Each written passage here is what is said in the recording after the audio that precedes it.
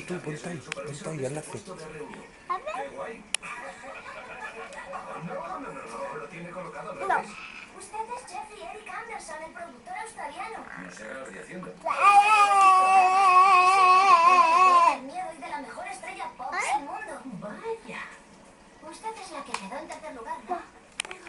Dame a Jeffrey como premio de consolación. Y yo a una francesa que quiere vivir en América. Eso lo dijo en Noche de Fiesta. ¿Ah, sí? ¿Quieres ser director? Bonita cámara. Gracias, se la enseñaré.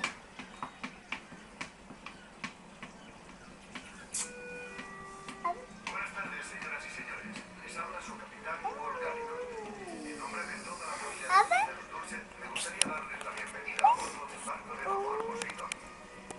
El tiempo, como ven, es excelente. Esperamos una navegación sin incidentes cuando zarpemos esta tarde hacia la ciudad del Cabo.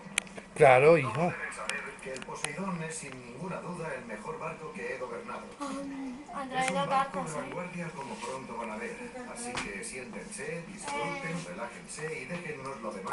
Envía cartas de programa Bon voyage. de Capitán, propaganda el mariscal naval en el puerto. electrónica. Ah, Mariscal Rogo. Paul Gallagher.